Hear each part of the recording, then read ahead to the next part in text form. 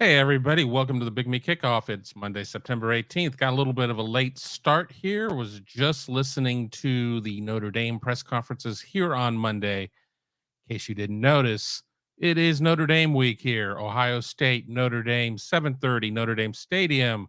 You can catch all the latest on NBC Sports for the game, but of course, you want to keep it locked in here to BuckeyeHuddle.com. Be sure to subscribe to the channel, hit the bell. Don't miss a single thing here on the channel. And of course, hit that thumbs up. If you're watching us on Facebook, send us stars. Make sure you subscribe to that channel over there. And if you're listening to the podcast just on a regular podcast platform, leave us a 5-star review. It means a lot. All right, now that we got all of that out of the way, it is Notre Dame week, as I said, and I'm just starting to do some research on the Fighting Irish this year. Now, that doesn't mean I haven't watched them. I watched the Navy game. I watched about a quarter of the NC State game.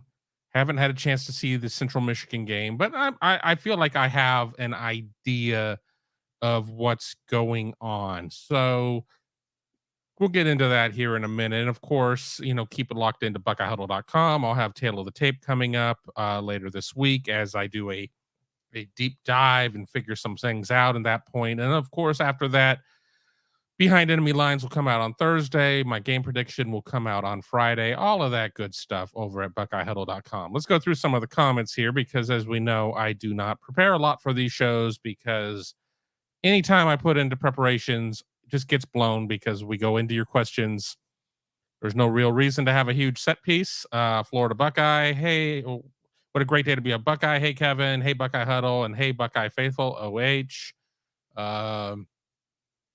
Condees 13. I feel like we're going to smack Notre Dame, and then follows up. Anyone else feel the same? Well, I certainly made some comments and have become a poster child for Notre Dame's hate of Ohio State because people can't seem to understand that on a podcast, you do talk to talk sometimes, and they've taken it quite personally. So they've taken it personally to me and have decided to vilify me. And I'll kind of leave it at that because I'm not here to whine or complain, whatever. I'm a semi public figure. And it kind of goes with the territory, but just some real juvenile, stupid crap going on Twitter, X, whatever the hell you want to call it. I've already had to block a couple of people, not because their words were getting to me, but rather to keep me from engaging them further because I can get right down into the gutter and scrap with the best of them. So that's not professional. So in order to protect me from me, I blocked a couple of them. Keep going through here. Condees 13. We're faster at our receivers. There's no way they can guard us. People are going to bring up 2022, and I think that's unfair for one reason. I think that there's aspects of it that are fair, but let's not forget, and it's not being talked about, that Jackson Smith-Njigba got knocked out on the first series of the game. And shame on Ohio State for not having a better game plan there in week one, realizing what it had in Marvin Harrison Jr. after coming off the heels of the Rose Bowl the previous season to adjust more on the fly. So for whatever reason, that Ohio State offense took a while to figure out what it was doing. And to Notre Dame's credit, Notre Dame was doing a pretty good job, certainly in the first half, of keeping Ohio State at bay. And Ohio State's run game wasn't necessarily, it was kind of what we saw out of Ohio State's run game the first two games of this season. And the Buckeyes just were not executing on 6 cylinders or 8 cylinders. It was more like 1.5 cylinders, and still won the game 21-10. But I think now when you look at the combination of Marvin Harrison Jr. and Emeka Egbuka as your 1-2, it's pretty ridiculous because you never had the 1-2 of Jackson Smith-Njigba and Marvin Harrison. Marvin Harrison had his Rose Bowl. And then it took Ohio State a second to figure out kind of what it had. And then it had Marvin Harrison. And certainly there was Emeka Ibuka last year, and he had a fantastic year. But this is a year where they're each a year older. I think the offense is designed a little bit more around them. Of course, in 2022, they had CJ Stroud, who was coming off of a Heisman finalist season in 21, would go on to a Heisman finalist season in 22. So not taking that away. Ohio State's receivers will get open. Will Kyle McCord be able to deliver the ball, a catchable ball to them is the question. And that is the thing that will really kind of tell me what's going to happen in this game. Notre Dame leads the nation in defensive pass efficiency. Now, Notre Dame has played Manny Moe and Jack more or less, just as Ohio State has. That's not me indicting Notre Dame's schedule. It's not Michigan's schedule, which is pathetic. But neither team has necessarily gone against a complete offense. Ohio State has gone against a better passer than Notre Dame. Brennan Armstrong, former UVA quarterback who's at NC State, that's all well and good. He's longevity numbers. He's had some great numbers through his career, despite playing most of his career at a crappy program like Virginia. And the weather was crappy there for that game too. Ohio State played against Austin Reed of Western Kentucky, a quarterback who certainly put up the numbers, came up through the D2 ranks at West Florida or wherever he was, transferred to Western, certainly trying to follow in the footsteps of a Bailey Zappi, put up huge numbers last year well into the 4,000 yardage numbers. But we don't know what we don't know. And that's the big thing there. So it's easy to sit there and look at things on paper, and that doesn't always translate. I certainly have my gut feeling of what I think a score is going to be. I'm not prepared to go into it right now. I've already drawn the ire and the consternation of a lot of slapdicks who are coming after me on it, and that's fine. In a lot of ways, it can be fun until you make it personal, and then it gets to be a little tiresome, but we'll see. Florida Buckeye. I think we're a more complete team, but Indy has some talented players. They do, and they should be getting J.D. Bertrand, their linebacker, back coming off of the concussion protocol. I mean, obviously, Sam Hartman is a fantastic quarterback. He has given Notre Dame by far its most real passing threat in quite some time. I was asked, and I still have not necessarily come up with a name of who he is the best quarterback since for Notre Dame. I will be the first one to say, and I'm sure this is going to get clipped and I'm going to have to hear this shit again. I don't really know who Notre Dame's receivers are. Yes, I follow recruiting. Yes, I know the names. Let's be real. I'm speaking in generalities. And in the generalities, they don't have the names that people are talking about. They don't have the names of the top 10 national receivers that we're all talking about. Hell, I hear more about Roman Wilson at Michigan than I do about any Notre Dame wide receiver. That's just a fact, period. I mean, I've been very critical of their lead running back, Audric Estime, but he's good at what he does, but I think he's the type of running back that Ohio State does very well against through the years. And people are going to be like, well, Kevin, this isn't the old Ohio State defense of 5 years ago. Well, that remains to be seen. But this is the type of running back that Ohio State faced year in and year out from Wisconsin that Ohio State would hold to 70 yards.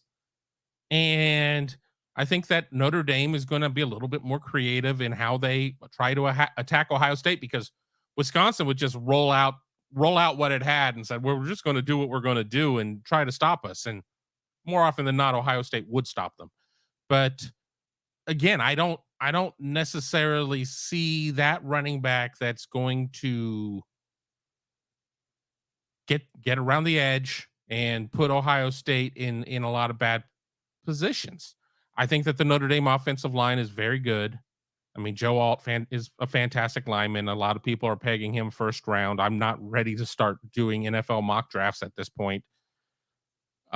It's, everybody was ready to call Northwestern's Peter Skoronski a top 5 pick last year at this time, and it wasn't a top 5 pick, and he slid a little, in my opinion. So I'm not necessarily ready to go there at this point, but I just don't see that happening. And then, of course, I think the question is going to be is how will Kyle McCord respond to more pressure? Notre Dame certainly doesn't lead the nation in sacks, but again, with its defensive passing efficiency rating, they're doing something right.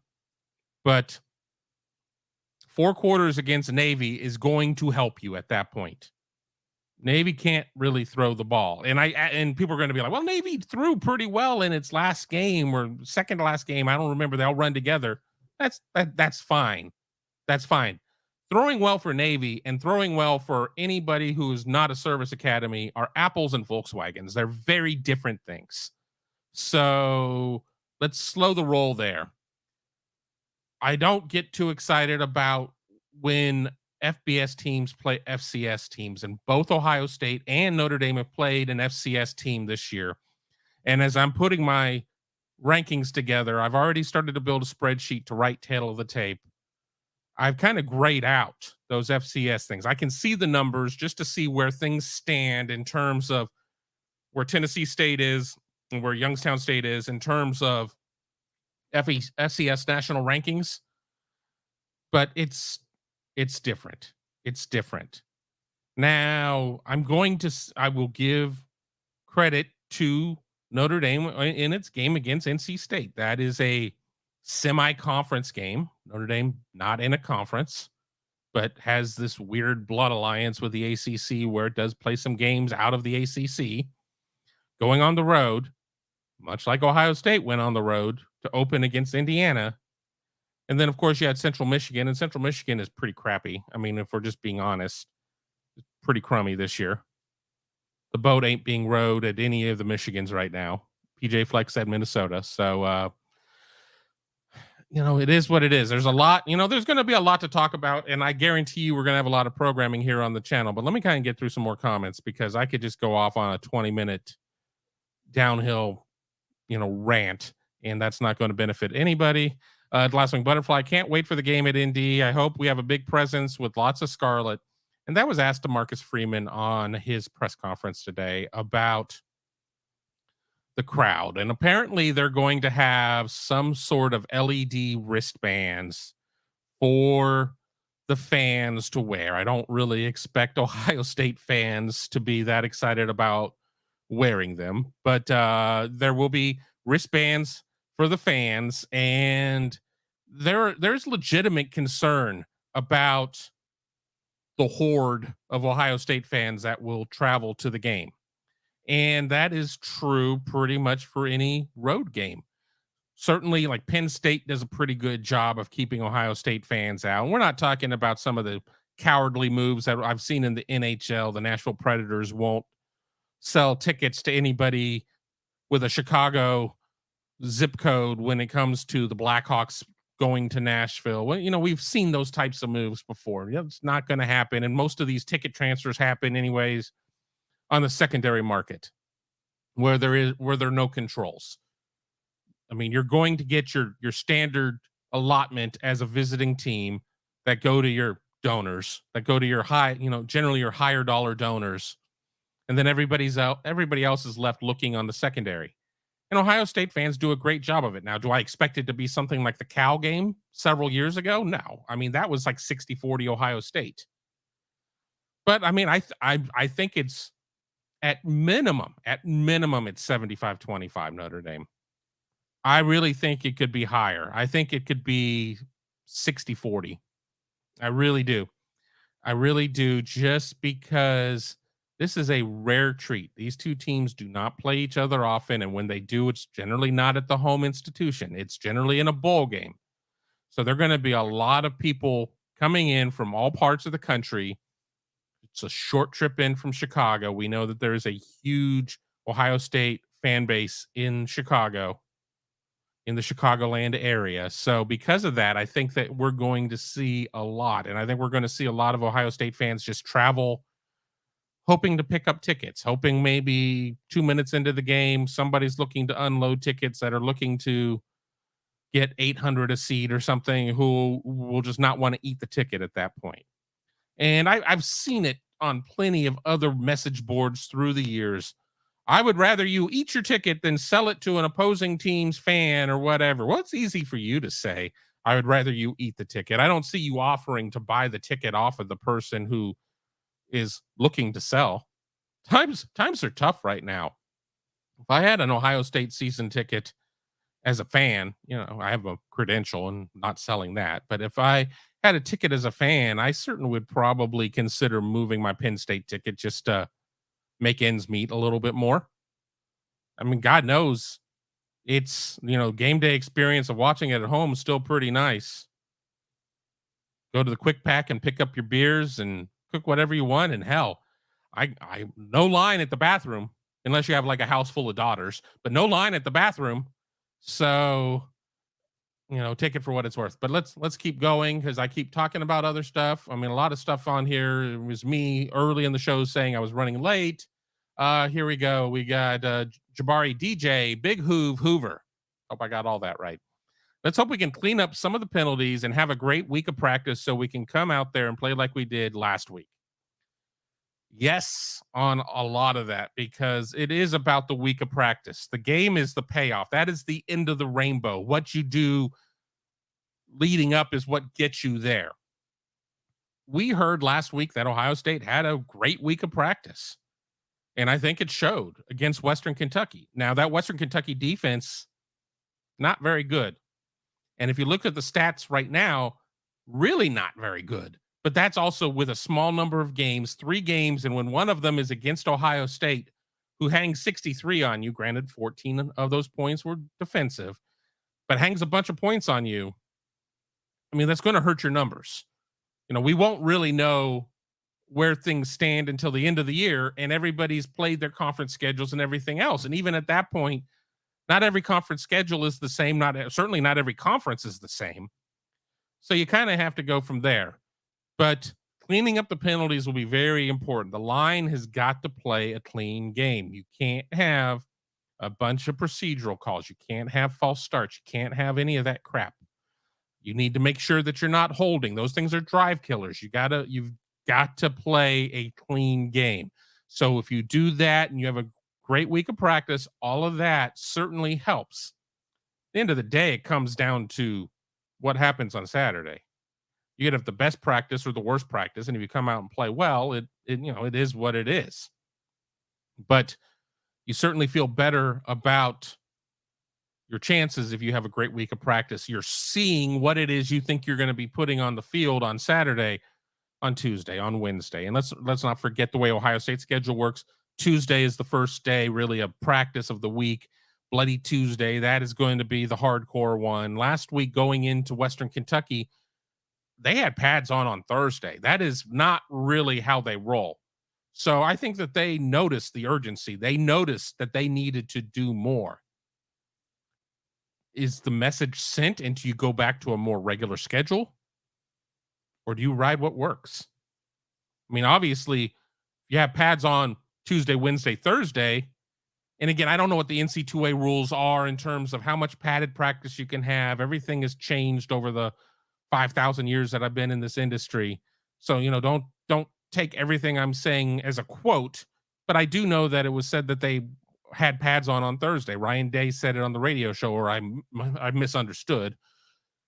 But if you're sitting there and you're having very physical, violent practices in terms of football being a violent game, you do run the risk of injury. So you got to find that balance. But this certainly is the game that you need to sit there and load up for. Ohio State has an open week the following week. And then with apologies to Rutgers, they got Rutgers the week after that.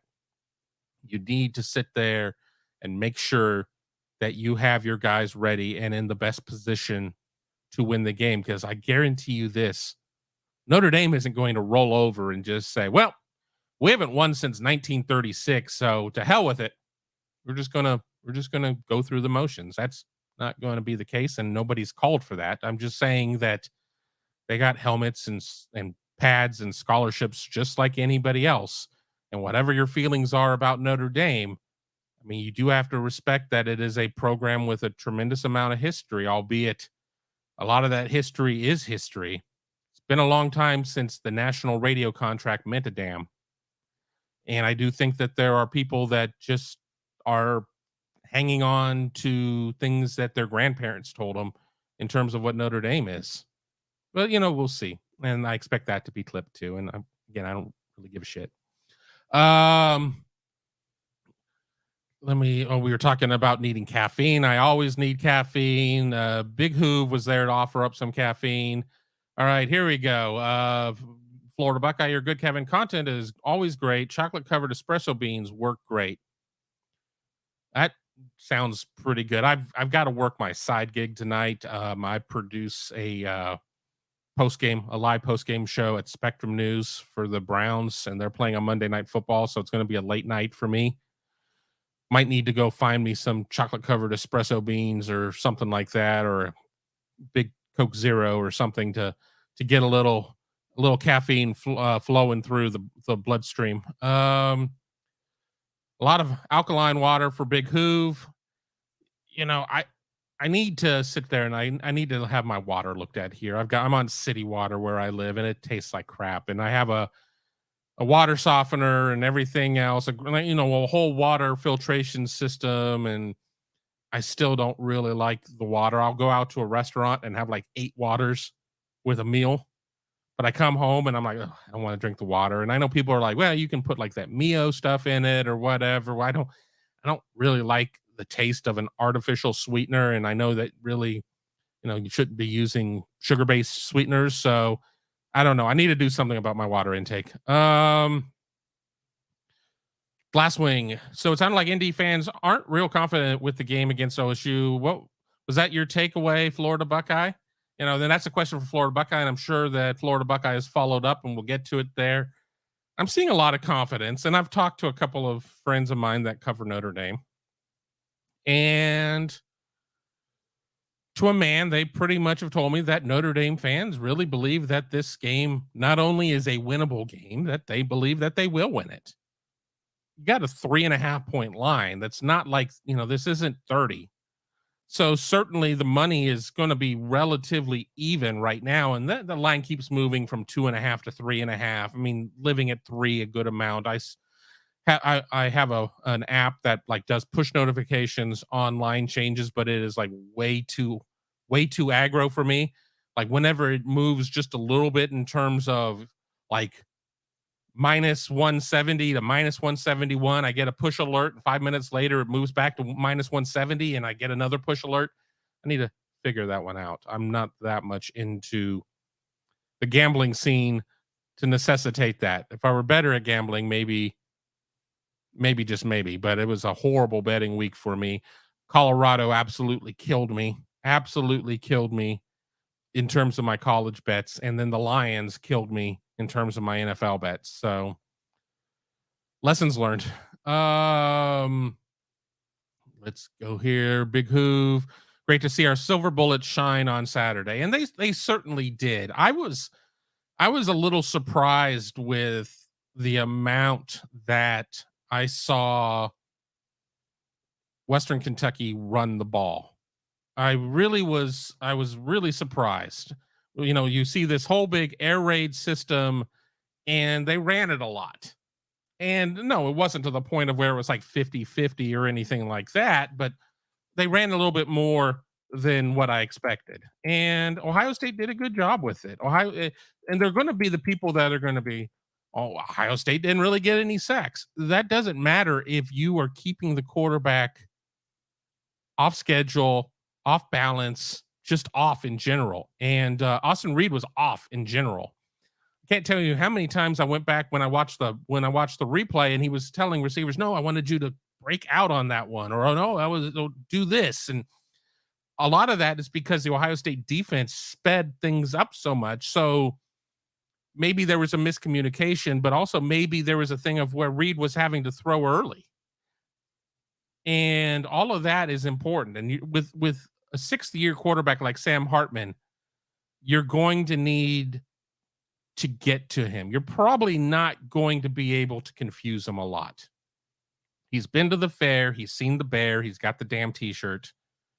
You're not going to trick him a lot. Now, that doesn't mean that in the NFL, opponents don't try to disguise defenses for the very best at the position in the world at any given time. And I think Ohio State will do some of that, but the burden, the burden of proof is going to be much more for Kyle McCord as somebody who's going into his, what is this, fifth career start, second this year as the named starter, even though he started the other two games as well and played the vast majority of them. I think that it's going to be a little bit easier to maybe confuse McCord than it is Hartman. But with that being said, I don't think that Ohio State is going to completely shy away from trying to make things difficult. And, I think that the silver bullet shining is going to be important. I think the silver bullet shining in terms of what the secondary is going to do. I mean, Denzel Burke looked really good last week. He looked really good. That was the Denzel Burke we saw year one, not the Denzel Burke we saw year two. I think Jordan Hancock is playing just fine. I mean, you can always play better. I mean, hell, Denzel Burke could play better, but I think he's playing just fine. I think that Davison Igbinosun is playing very well too. I think that the linebackers are playing very well. I know that we hear time and time again, well, why isn't CJ Hicks out there? What are you not getting from Tommy Eichenberg and Steel Chambers that you need somebody else out there? I've known CJ since I think he was a rising junior. Great kid. I really like him. But in terms of the football product, I don't know what you're necessarily looking for by making these changes. And then, of course, back to the defensive line, it's just going to be a matter of getting in there and maybe Jim Knowles not necessarily having to send 6 all the time, because Sam Hartman, if he sniffs out that blitz, will find something. And that's where trouble will sprout from, is if they're able to pick up the blitz, and Hartman is going to, at that point, if you're sending 6 and you have 5 out there, it's not going to be the same situation as if you're just doing it with 4. So somebody's just sending me a text message, as Notre Dame fans are, I guess, trashing me on our Instagram feed as well. So to any of you who are watching, grow up. Sage Ohio says, hello. Odysseus, is this going to be a Sonny Styles type of game? I think so. I mean, especially with Estime, who's more of a fullback in a lot of regards. I think you need to have another thumper out there. So now, with that being said, he's going to have to be able to do everything, because if Notre Dame speeds things up, and I'm not saying that Notre Dame is a tempo team. Notre Dame last year certainly did not run tempo against Ohio State. But if you don't have time to get your defensive players off the field, he better be able to do everything. And that's what makes him such a freak, is that he's a Swiss Army knife. I'm just trying to get a couple things done as I'm talking to you. I'm getting the Sam Hartman video posted, or so I believe I am. Let me just do this, and okay. I will write a better summary later, I promise. Let's keep going here. Glasswing, is anybody going to the game? Well, I'll be there. I have a lot of friends who are going, people who are members of Buckeye Huddle, just people I know out in the wild. Everybody's looking for a tailgate to go to. No, I don't know one that I can send everybody to, but generally it'll be a good time. I think that you'll find some people that'll open up their tailgates. Condi's 13, the thing that's going to make Notre Dame lose is the defense. They are scared to guard our receivers and Cade Stover, but if their DBs play well and they can stop the run, they have a good chance to win. But you just explained football. If you can stop your opponent's run and cover their receivers, got a good chance to win, my friend. So yeah, I don't disagree with you. The problem is that in talent equated games and in top 10 matchups, top 15 matchups, depending on what flavor the rankings have in any given week, is generally not this huge chasm or whatever of talent per se. So it does come down to stopping the run and covering the receivers.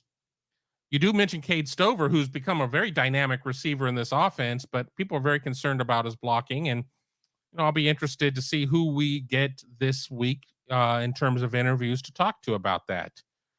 I'm sure if we talk, we will talk to Ryan Day on Tuesday at 12 p.m. here on this channel. We'll have it live broadcast of that. Ryan, concerns about Cade Stover blocking. Well, everybody's got to do a better job blocking. Coach speak, coach speak, coach speak. But there have been some breakdowns there, and Ohio State does run a decent amount of 12, and we've seen them run some 22 even, which is either one back two tights or two backs two tights. That's where you come up with your numerical designation, with backs being first and tight ends being second. Ohio State is not going. Ohio State cannot afford to ham and egg any blocks in this game, and that's why a player like Julian Fleming is so important, in my opinion. I mean, I really, in terms of on a personal level, would love to see Julian Fleming be more involved as a pass catcher, but he's a devastating blocker out there. And that's, everybody who's like, well, what about Jaden Ballard? What about Carnell Tate? Everybody serves their purpose within the roles of the offense, but there is not another blocker at the wide receiver position like Julian Fleming, plain and simple. And I think that is very important. But we'll see how Ohio State attacks Notre Dame. I have some ideas of, if I were the OC, of what I would do. Am I going to share them now? No, not yet. Maybe on the Thursday show. And again, for those of you who are watching and subscribe, we will go live again once again on Thursday, 1 p.m. as kind of my regular Friday show, because on Friday we are traveling to South Bend, be up at the crack of dawn, and we'll be in South Bend all day and evening, and then stay out at our hotel a little bit outside of South Bend, and we'll not have time to do a Big Me Kickoff, but have no fear. We will have plenty of content here on the channel, including some live content as well. And did I hear maybe a hungry huddle? Maybe two? We'll see. We'll see. I got a couple ideas of places to go, so you don't want to miss out on any of that. Let's just keep going. Mark Fetters. If that's the McCord we're going to see from now on, everyone better look out. Well, you were seeing McCord in some of the most optimal circumstances. Now, does McCord take that confidence and carry it to game 4 and game 5, et cetera, et cetera, et cetera? There's something to it, but the other side plays as well. And Western Kentucky was not very good against the pass, but worse against the run, if we're being honest. So, I don't think that you can just sit there and take his numbers and say, well, hell, he, in the first half, he had 2 incompletions and 3 touchdowns. I'm expecting that against Notre Dame. And I'm not saying anybody is saying that. I'm just speaking in generalities. Again, what a podcast is all about. And, you can't necessarily expect that. But I think that if you see a McCord that goes out there and is confident and fired up yet measured, you can't just be, you can't go out there and play like your hair is on fire the whole game. You'll run out of gas way too quick. But you also can't sit there and be, I don't want to say devoid of emotion, because that's oversimplifying it. But you can't be so chill that you have to hold a mirror up to their nose to see if they're still alive. I think you need to find that happy medium. And I think that everything that we saw from McCord, especially in that first half, especially in that 35-point second quarter, was pretty fantastic. I mean, I remember both of the incompletions of the first half. There was one going toward the north end where I believe he airmailed Fleming. And then there was one, I think, going in the second quarter, going toward the south end, where I think it was to Ibuka, and it was off. And those were the 2 incompletions. Now, Ohio State wasn't necessarily throwing a ton of 50-50 balls. When Marvin Harrison Jr. is able to split the defenders and just run past everybody on a 75-yard touchdown, that's great too. But, I think Ohio State is going to have to attack more, because Notre Dame is going to be able to hold its ground more than Indiana or Western Kentucky or Youngstown State.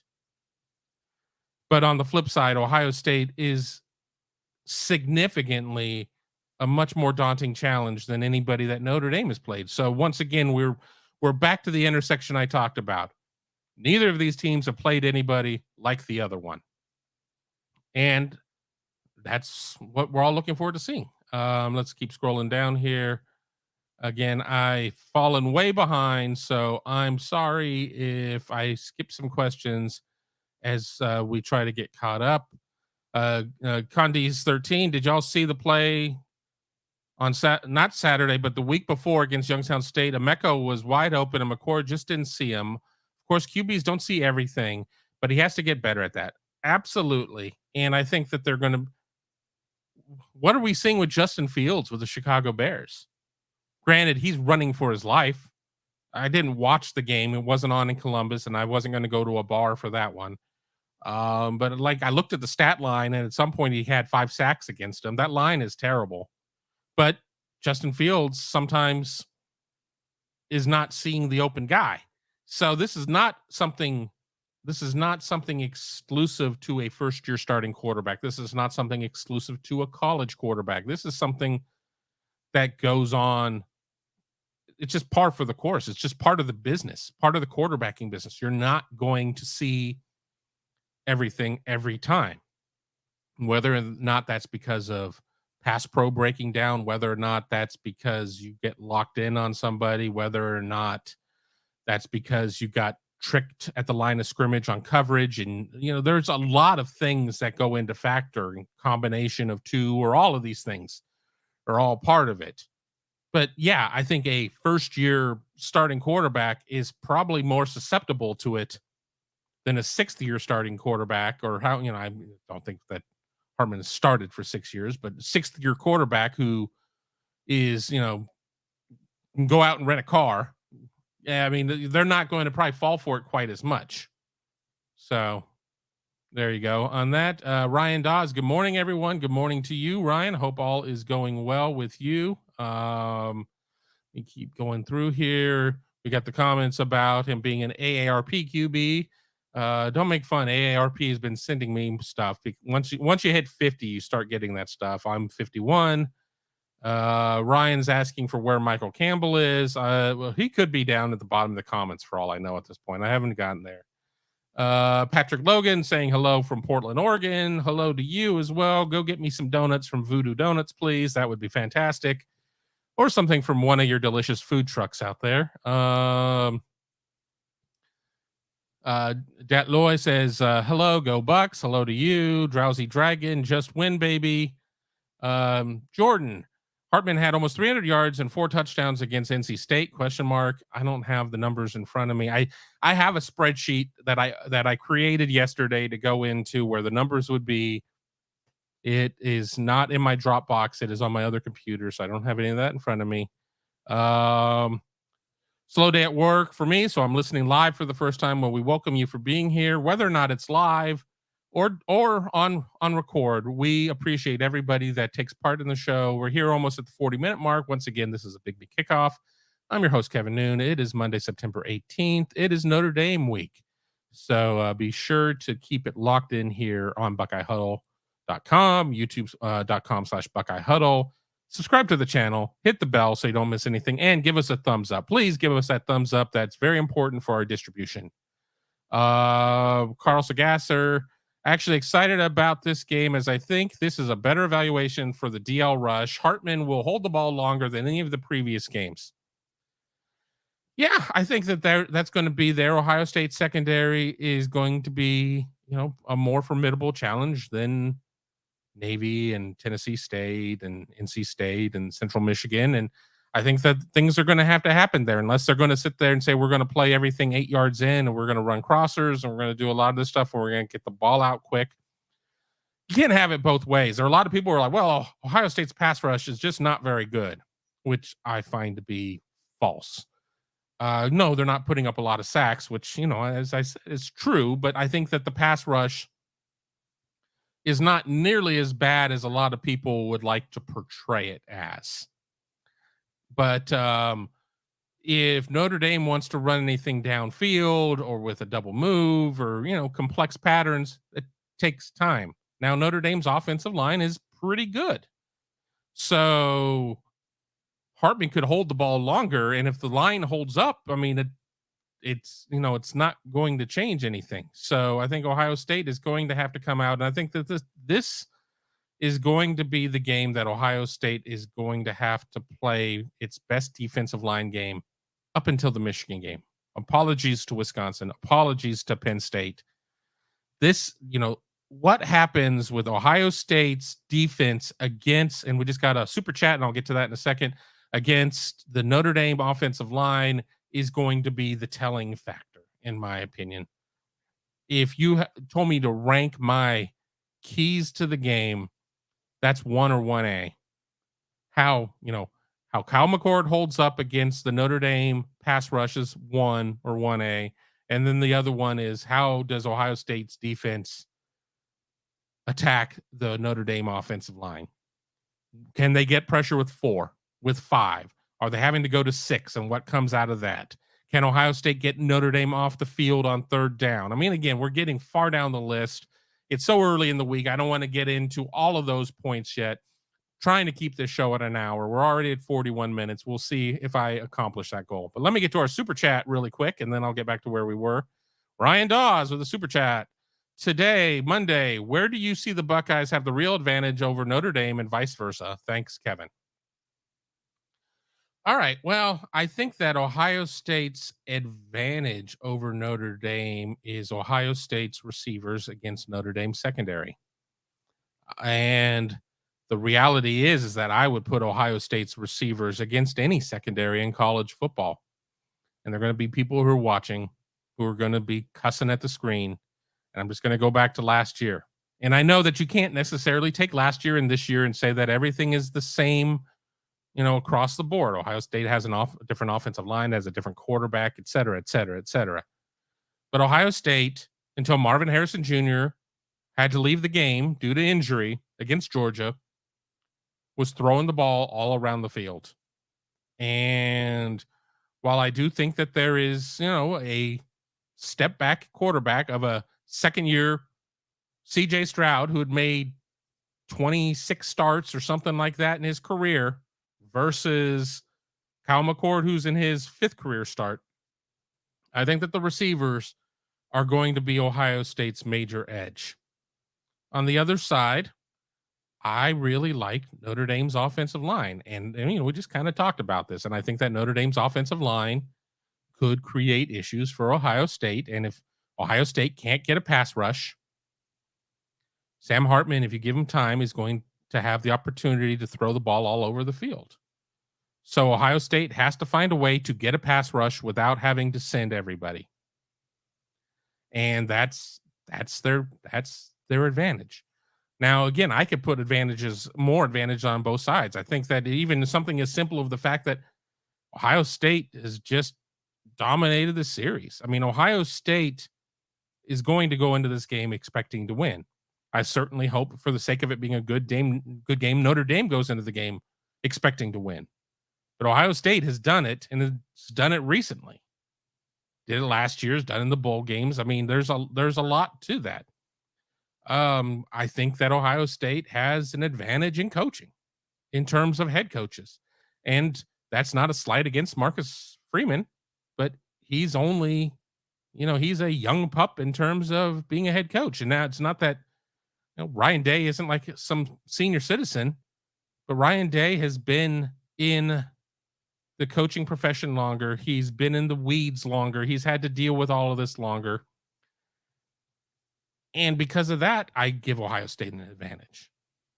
But, I digress. Thank you for the super chat. I'm going to go back up, but I'm going to try and just get to where we are currently, because that's a little bit more of a deal in terms of where we are at. I'm going to skip a lot of questions, and I apologize.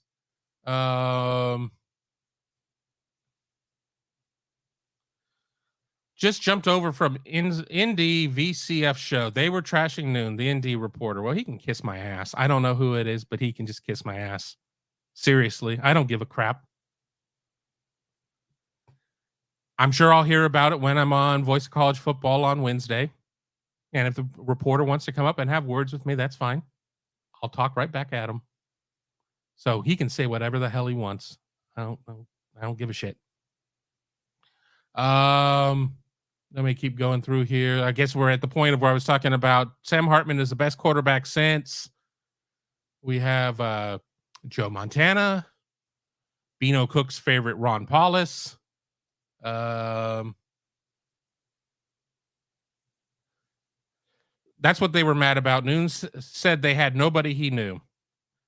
I'll say this again, and I appreciate you telling me, Jeff. I mean, people don't understand that a podcast is much like sports radio, and you talk to get reactions. Apparently, I got reactions, and I got under their thin skin, and that's fine. And that's fine. Do I not know who anybody on their roster is? No, don't be ridiculous. But again, they're not recruiting player to player against Ohio State at everything. Notre Dame recruits better at offensive line than Ohio State. Period. Print it, clip it, whatever. I don't care. Through the years, Notre Dame recruits significantly better, top to tails, at offensive line than Ohio State. But I promise you, I don't know any receiver on Notre Dame in terms of production. Period. I don't. The one that I know is Rico Flores, who's a true freshman, and I know him because of recruiting. But Great House and some of these others, I don't know much about them. I don't watch Notre Dame. I'm a little busy on game day. I'm covering a team. I can't sit around and watch their game, and I don't go back and watch them because I don't care. I don't care enough to do that. If Ohio State's going to play Notre Dame, I'm going to download 3 or 4 games off the internet, and I'll watch it at that point. But again, they don't have the tight end from last year. I mean, obviously, they don't have Lorenzo Styles Jr. anymore. Who am I supposed to know in the receiver room? Honestly, I cover the Big Ten. I cover the Big Ten. I know more about Wisconsin's receivers than I know about Notre Dame's receivers. I know more about Iowa's receivers than I know about Notre Dame's receivers. I mean, I'm not sorry that I hurt their feelings. I'm not going to get on here and apologize for speaking my mind. They're entitled to their opinions, and I'm entitled to mine. The difference is I'm not going on their Twitter feeds and posting pictures. I'm not going on their Instagram feed and posting pictures. Grow up. Seriously. Act like you've been there before. Oh, wait, you haven't. You haven't been there before. So you got to act like a damn child. Congratulations. Wish you well. Next. Wingman Ted. Thoughts about Steele's Chambers comments saying Tyreek Williams' touchdown pissed him off since he was the one knocking the ball loose. I think it's funny, but Steele is going to be Steele on the mic. Steele had his interception, so it was all well and good, and he did joke a little bit. Oh, the knees. And I mean, hitting the deck and getting in there and rolling around the pile kind of sucks. But yeah, Steele has a little Harry Miller edge to him in terms of being very witty. He's very witty. I mean, he's not downright hilarious or anything like that. It's more of a dry humor. And I've come to appreciate that. So yeah, it was tongue in cheek to a certain extent, but I'm sure Steele Chambers would have loved to have had the touchdown. Let me keep going down here. Sir Eric M. Does McCord have the poise to not get too lost in the mystique of playing in South Bend in prime time? He did seem calm Saturday, but home against WKU isn't exactly apples to apples. Once you're in the game, you're really not looking around at what's going on. You're not looking at Touchdown Jesus overlooking the stadium. When you're at the Rose Bowl, you're not looking at the San Gabriel Mountains. You're not looking at any of that stuff. If you're playing between the hedges, you're not looking at the shrubbery. You're playing at Ohio Stadium. You better not be looking at the towers and being like, wow, I wonder how many kids live in the towers.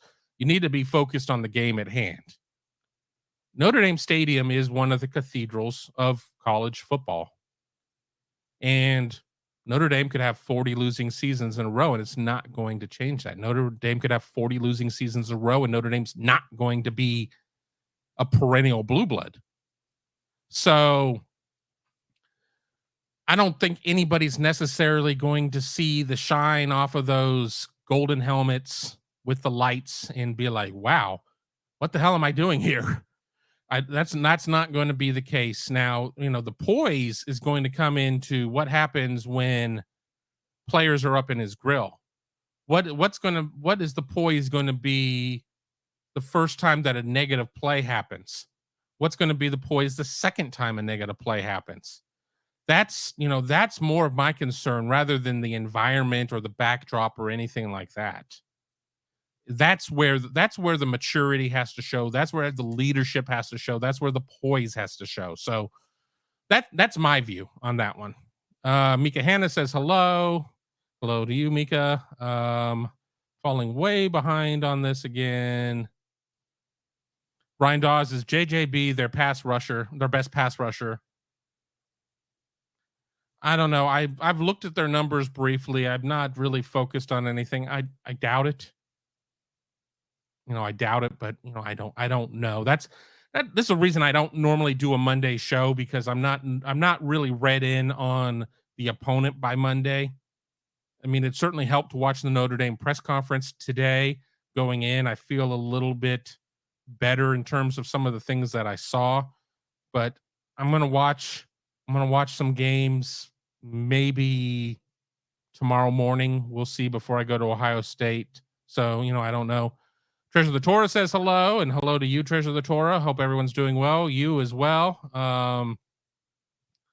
Jordan Kapler, do you know what the overall health of the two teams are going into the game? Hope everyone is healthy except for you. I hope I step on a Lego. Well, no Legos, but the dog does have all these spiky like throw balls, and I've stepped on one a couple of times, but it's not as bad as a Lego. Notre Dame went through their health report at the risk of drawing the ire of Notre Dame once again. I don't know their roster well enough to know all the names that we heard, but it sounds like JT Bertrand will be back after being held out due to concussion.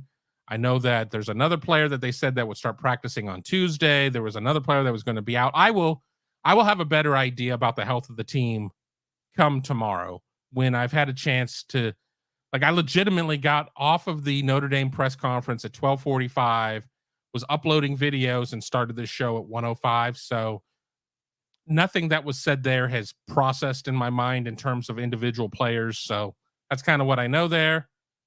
Ben Higgins, who is a friend of mine from the West Coast and another fellow Dodger fan. How are the San Diego Padres doing? I told they had a chance at winning the division.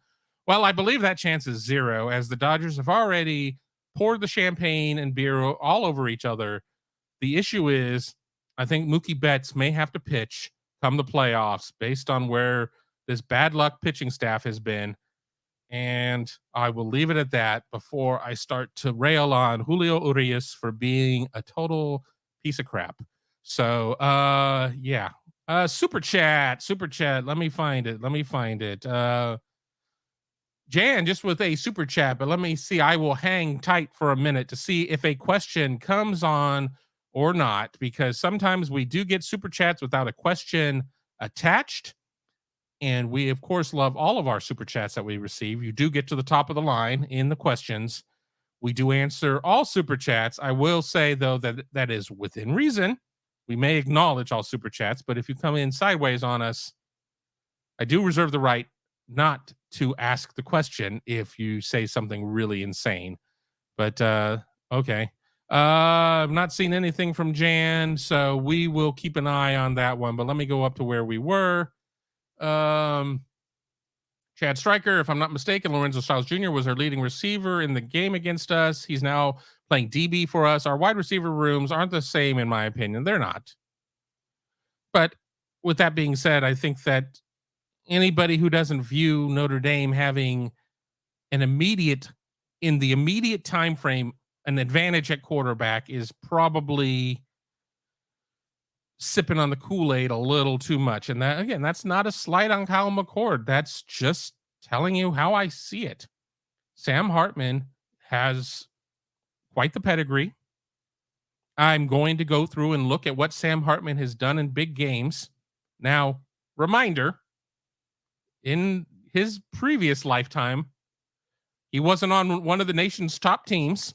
So even if he had a good game, that team could easily go on and lose it. But I want to see what's going on there because somebody on the Notre Dame press conference was asking him about games against Wisconsin and Pitt, like they were huge games. And then, of course, the Wisconsin game, as Sam Hartman said, he thought that both teams were 4-5 at that point.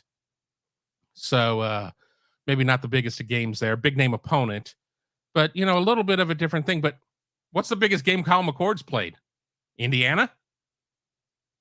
The only thing else that you've got left in there is Akron in 21, Western Kentucky, Youngstown State. I mean, there's not a huge resume to see what he's done in these biggest of games. At least for Sam Hartman, he's going to be doing it at home, where I believe it'll be 65-35 Notre Dame fans with a bunch of neat LED bracelets, like a Taylor Swift concert.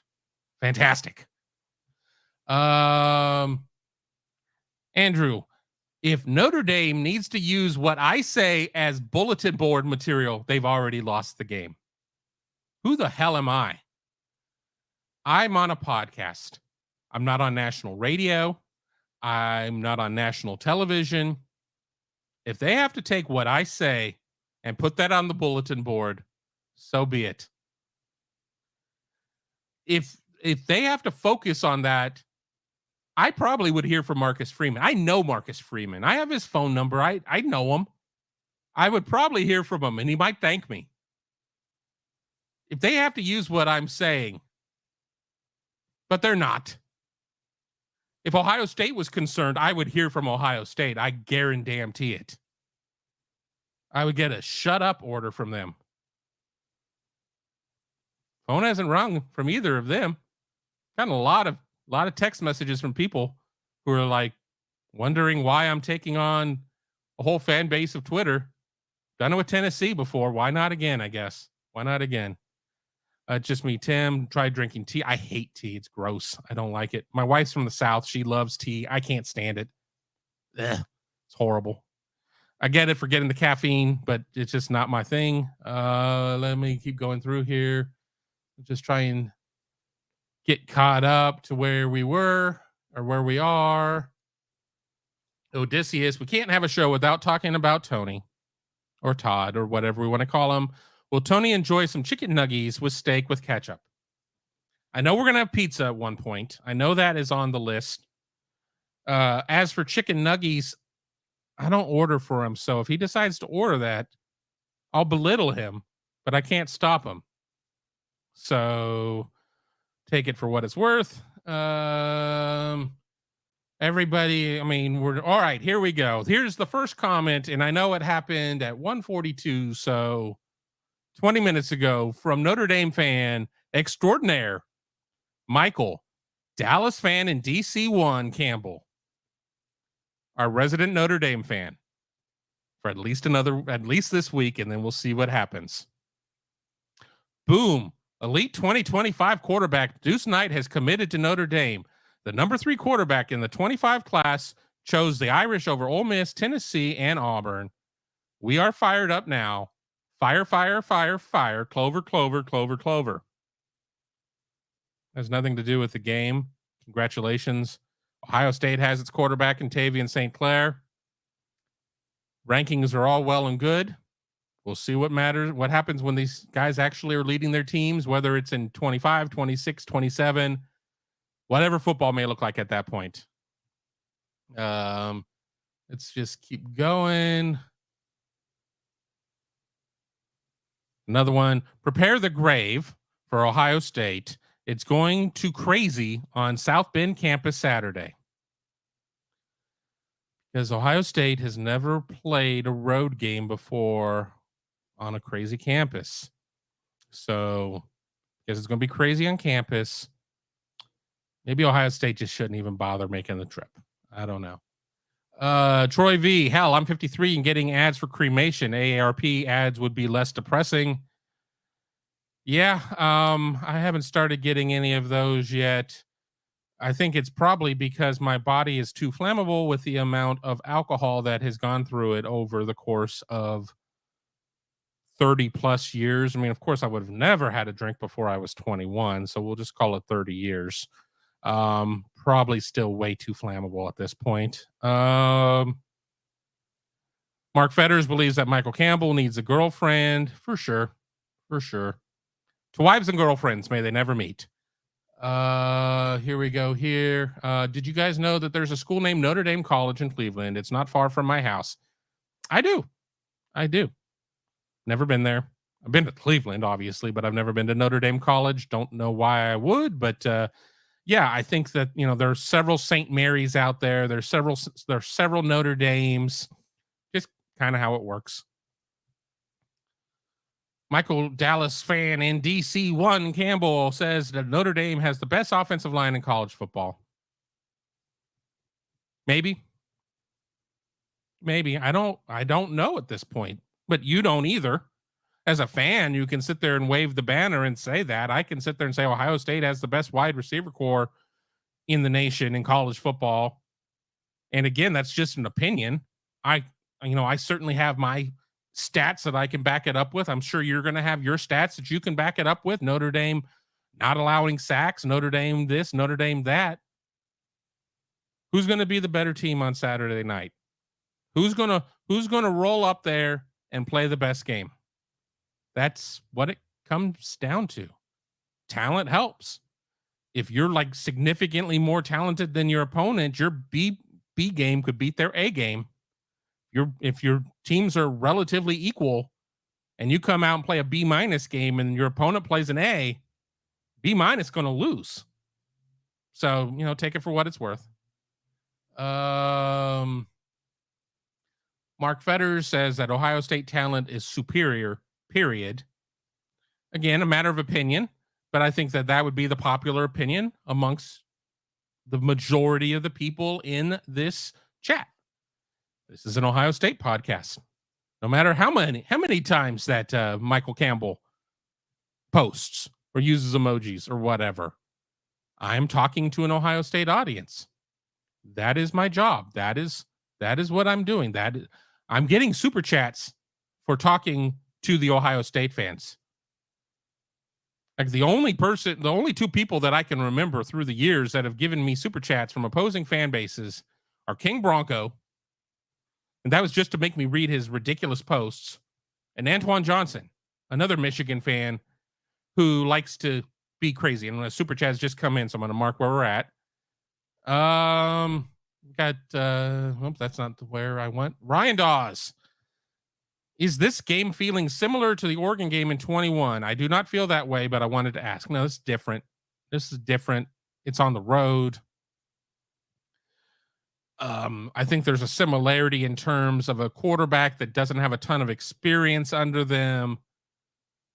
But no matter how many games that Oregon wins in the Pac-12 and everything else, Notre Dame just hits different. It just hits different. So I think the feeling is a little different, but I've not been on campus yet this week. First time I go on campus is tomorrow. I'll get a little bit more of a feel there. Then on Wednesday, we talk to the team 6:45, talk to players off the team. By the Thursday show, I'll have a much better idea. Another super chat from CBJ Buckeye 1. Sorry if this has already been discussed, but with Notre Dame having a downhill power rushing attack, feels like this could be a big Tommy Eichenberg game. It is, but again, you're not going to necessarily see a lot of 4-3 in my opinion. I don't think that they're going to be bringing Cody Simon in or anything like that. I think you still have to play in your 4-2-5 mostly. I mean, on obvious rundowns, what do you do there? I mean, obviously what you have with Sonny Styles is a little bit different than what most teams are going to be able to have with what is called a safety. But I think Tommy could have a big game because Estime is going to try and go up the gut, and that's going to be right in Tommy Eichenberg's grill. Now, fortunately for Ohio State, Tommy Eichenberg has use of both his thumbs, unlike at the end of last season.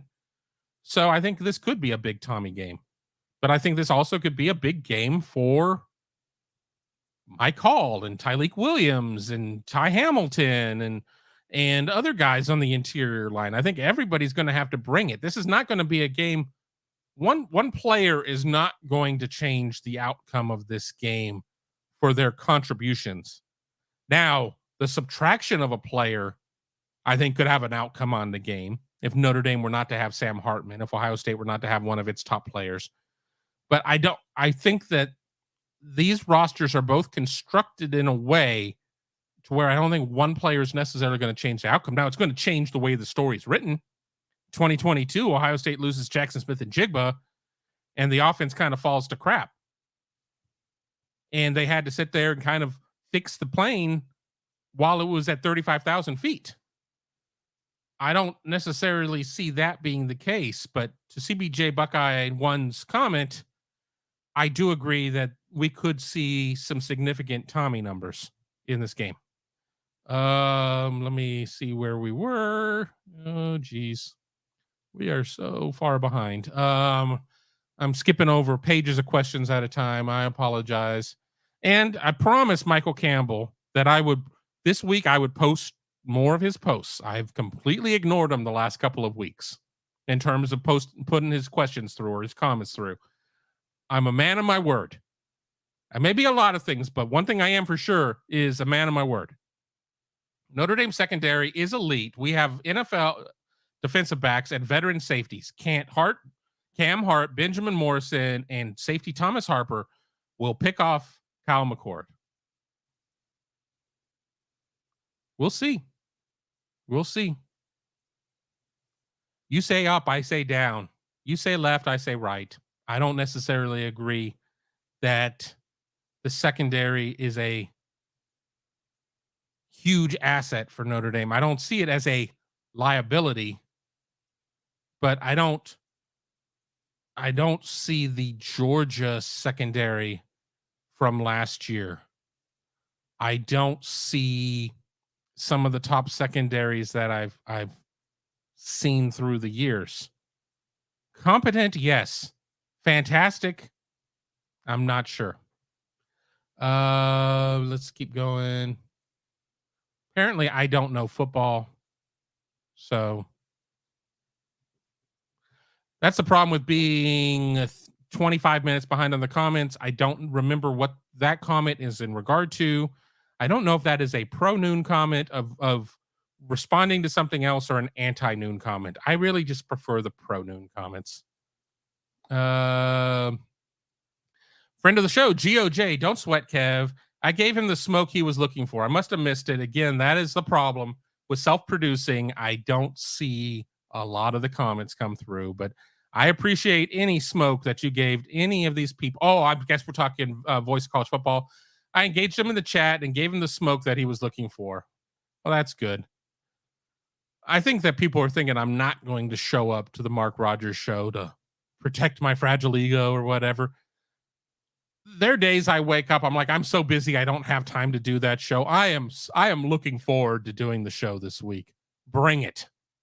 Bring it. I'm looking forward to it. Let me keep going here. Tobias Merriweather had 75-yard touchdown, and Chris Tyree had a 76 touchdown Saturday. Nobody is hurt, you're slow. Generally, your 75-yard variety touchdowns are not 75 yards in the air.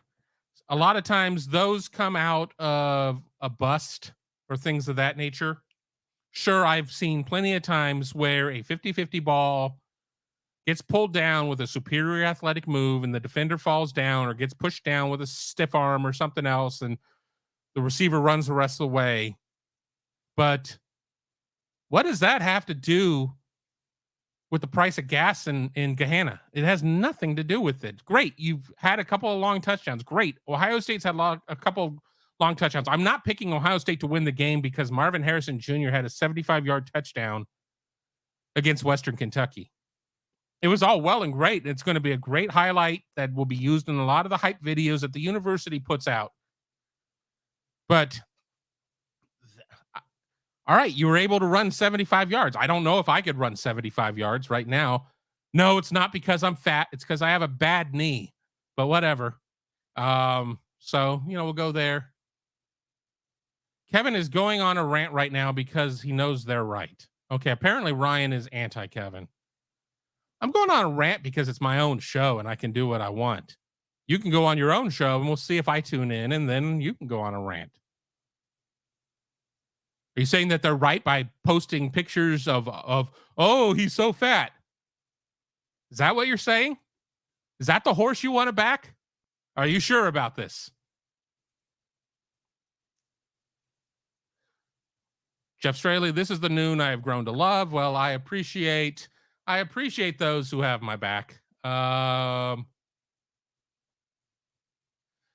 the show, it's going to be fun to listen to Kevin's reaction when Notre Dame's receivers do well. Are you going to be on your show when Ohio State wins the game? Are you going to come and visit our show? We've had plenty of people come into our pregame shows last year talking all that smack. Nowhere to be found in the postgame. Can I count on you to show up?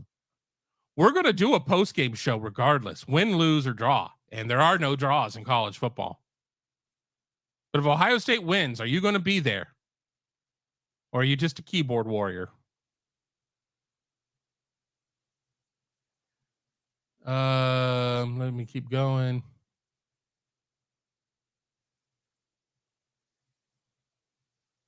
Sorry for the long pause. I'm just trying to find comments.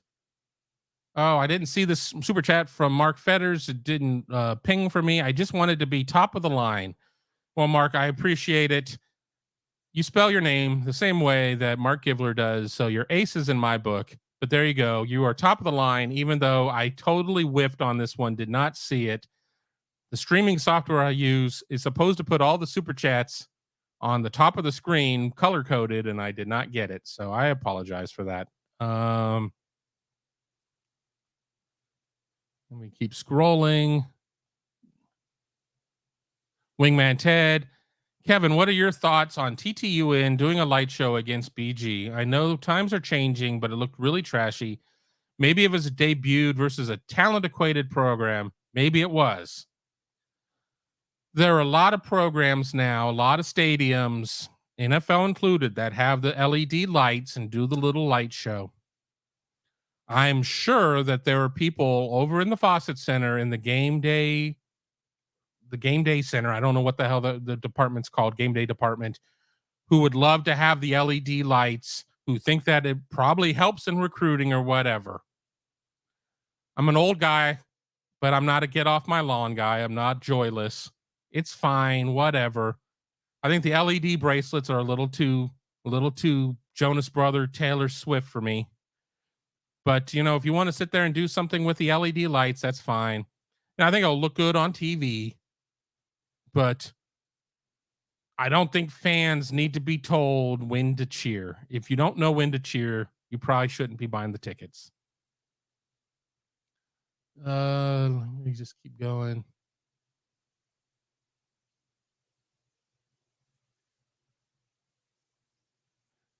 We are almost caught up. I know I've missed a lot of questions along the way. Brian Legere, who is one of our resident Michigan fans, is here. We'll punch a couple of his there to show I do not play favorites. I just have people I don't like. But Brian has never put himself in the wrong column. Michigan starting defense -2, starting secondary is putting up 21 Georgia numbers. I wouldn't hang my hat on any numbers that have been put up right now, especially on the Michigan schedule.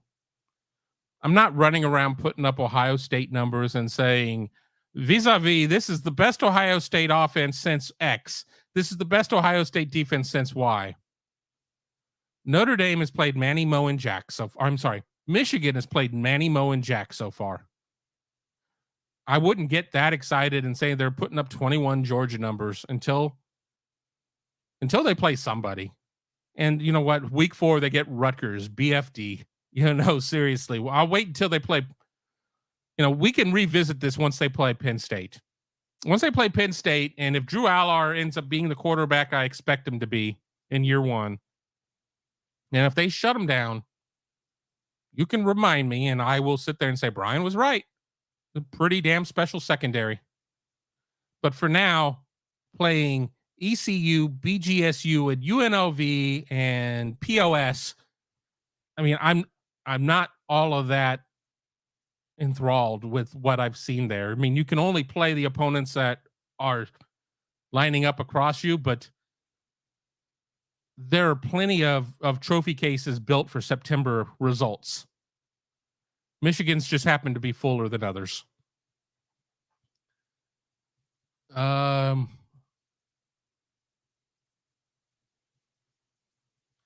Oh, I'm sorry, Ryan. I did not know that you were talking to me. I apologize wholeheartedly. I'm a big enough man. Yeah, you are a big man, fatty. You're big. I'm a big enough man to apologize if I wrongly accuse somebody. If I wrongly accuse somebody, but if for what it's worth, I'm going to apologize, and that's where that one stands. See Justin Ferris, love you, Kevin. Sage, Ohio, leave it alone, Kev. You're better. We all have to blow off some steam at some point. Gas is about $4 a gallon. Ground beef is like $7 a pound. I can't grow any hair on the top of my head. It's either this or rage drink. So I'd rather just do this. All joking aside, though. Let's see here. We've got Kenneth saying $41.24. Mellow number 7 believes Notre Dame's going to lose by 14.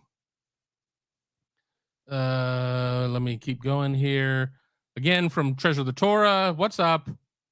Just making the donuts right now at this point. Got to go and do my side hustle over at Spectrum. If you have Spectrum cable in Ohio, I believe it certainly in the Cleveland market, maybe the Columbus market. If you watch the Browns on Monday Night Football and flip over to Spectrum News 1, immediately following the game, we will have a post-game show, and I will be producing that. It is just the way that I can keep my toe in the television pool, since I did work in TV production for most of my adult life. Let me keep going. Audric Estime has 28 missed forced tackles through 4 games. He had 41 all of last season. He's averaging 4.71 yards per carry after contact. Bring your hard hat Saturday. It's going to be a hard-hitting game. Absolutely. I have not said that. And I see the super chat, Stephen Piper. I'll get to you half a second. But once again, it depends on who you're playing. And NC State is a Power 5 team, probably not one of your better ones, but not one of your worst ones. And I will go back to that Navy game. That was one of the worst tackling displays I've seen in a long time by Navy. They couldn't tackle anything. Didn't see the Tennessee State game. I assume Estime ran all over them. Again, I watched a quarter of the NC State game. I didn't watch any of Central Michigan. You're not going to be able to arm tackle the guy. You're not going to be able to you may not be able to get him down with just one defender. But Michael, have you watched Ohio State this year? Or are you just basing everything with one side of the equation? Ohio State has a swarming defense, and if Estime is running between the tackles, there are going to be multiple hats on Estime. Now, that doesn't mean he's not going to be able to run the ball some, but he didn't have significant numbers last year. Yeah, I would say he's probably better this year. You hope all your players are better this year than they were last year. You don't want to see regression. But let's not act like he's Jerome Bettis Sr. And I throw senior in there because Jerome Bettis Jr. is actually a recruitable athlete at this point at Woodward Academy in Atlanta. So, and he's a receiver. So I wanted to make sure I clarified there. But he's not the bus. And I think a lot of us, our memories of the bus is the Pittsburgh Steelers bus and not the Notre Dame bus. But it's going to be a hard-hitting game. Stephen Piper, super chat. Thank you for the super chat. Why is OSU hated nationally? I know you don't get bent over polls, but when we put up performances like FSU and Texas, did we drop? What gives? Well, you either love Ohio State or you hate Ohio State. The Ohio State fan base is large and loud, and in being large and loud can be viewed as obnoxious. And because of that, it's very polarizing. You're either going to love them or hate them. You either have a natural tie into Ohio State or you just generally hate them. I don't know a lot of people through the years that have been like, yeah, never lived in Ohio, never even lived in the Midwest, but I'm just an Ohio State fan for the hell of it. Now, recruits are going to be different because they see a player and it's like, oh, I was a big Zeke Elliott fan. I model my game after Zeke Elliott or Chase Young or Jeff Okuda or James Laurinaitis, just to name some various players at different positions. But because of the volume of Ohio State, both in number and in decibels, and everything else. And I think that there is probably some fatigue because Ohio State has been among the top teams in the nation for so long here in this recent memory stretch. Yeah, I remember the Cooper years. I was a student at Ohio State during the Cooper years, and those were some tough years. But when we look at 2011 as kind of being the outlier bad season, and that was 6-7, and should have just been 6-6. They should have just taken the bowl ban and not gone to the Gator Bowl and lost to Florida with a team that was not interested in the game whatsoever. If 6-7-1 is your low watermark, I can guarantee you I could go through Alabama and in the last 30 years can show you a prolonged run of bad. I can show you that with Texas. I can certainly show you that with Michigan. I can show you that with Notre Dame. I can show you that with USC. I can show you that with anybody. Ohio State has not necessarily had a longer period of bad football. Now, certainly part of the Cooper years had its struggles, but even with that, John Cooper would get his teams to bowl games. They wouldn't win bowl games. They couldn't beat Michigan. And strangely enough, they couldn't beat Illinois. I still don't understand that one. But even with that, they were still getting to bowl games. We're not talking about 4-8 seasons. So I do think that there is some Ohio State fatigue amongst the Gen Pop. But mostly I think it's just the volume. Mostly I think it's the volume. Let me keep moving in here. Mika Hanna loves me. Love you too, Mika. McChickens. Give me Woody 69 thinks I need a McChicken. I need a double McChicken. And actually, I don't need any fast food right now. I've got some leftover pasta and Italian sausage and a red sauce that I made, and I'll probably heat some of that up a little bit before I go in to go work my side hustle. But thank you for offering up a McChicken. Wingman Ted. Kevin, do you think our team is going to remember the dirty hit, if not targeting play, against JSN last year and look for retribution? Or are we calling it a blank slate in your mind? Brandon Joseph isn't there anymore. I felt it was a bad hit. I don't get a voice. I don't get a call. I have a podcast. I certainly came out and said I thought it was a dirty hit that should have at least been reviewed. If you're playing with the memory of last year like that, you're in trouble. You need to go out and play this game. What are you going to do? Try and spear one of the Notre Dame players and get yourself ejected? That would be wrong on so many levels. All of the uproar, the Colorado State player hitting Travis Hunter on the sideline and essentially sending him to the hospital. I don't think I would do anything outside of the echo of the whistle at this point, because there's a lot of people who are upset, and I pissed off a few people when I said, well, I would not be opposed if the Colorado State guy served a suspension. It was a dirty hit. It was not a clean hit.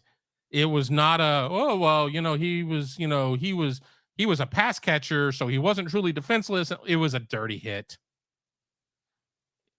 Would I be up in arms if he was not suspended? No. Would I be up in arms if he was suspended multiple games? Yes. Would I be suspended if he would I be upset if he missed a half or a whole game? No, not really. We have targeting rules. It's not like a suspension for a hit is unheard of. People are saying, well, it's a slippery slope. It is.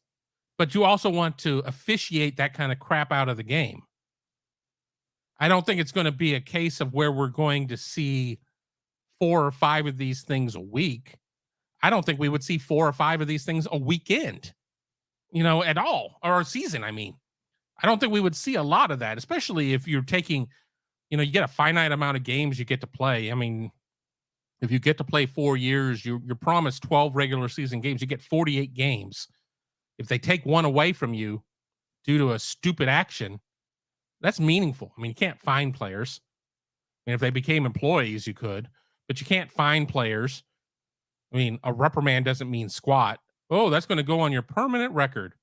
Well, I think you're still going to be able to rent a car and buy a house, regardless of what went on your permanent record, be a bad hit, being James Skalski in the Sugar Bowl against Justin Fields, skipping second period chemistry in ninth grade. All that stuff can go on your permanent record, but it doesn't matter. But I think you've got to find a way to prevent that kind of crap from happening.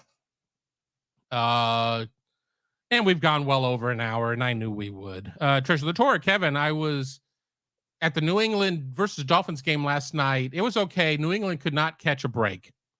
I didn't watch any of the game. I watched the Jets-Cowboys game in the 4:25 window, and the wife said, I do not want to watch any more football. You're more than welcome to either go upstairs and watch it or go to a bar. I didn't want to do either, so we sat downstairs, and I don't even know what we watched last night. Something mindless, I'm sure. So I didn't see it, but I hope even if New England couldn't catch a break, I hope you enjoyed yourself there.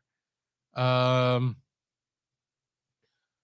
Campbell's telling me that he's the bus 2.0. I don't care. I don't. Drowsy Dragon, Marv always shines at big games. Going to be a long night for the Irish. I kind of believe that too. Michael Campbell, Estime has 63 carries for 521 and 5 in Notre Dame's 4-0 start. Thanks. I had forgotten what Notre Dame's record was. Thanks. The NCAA's leader in rushing yards. Whoop-de-doo. Has he done it?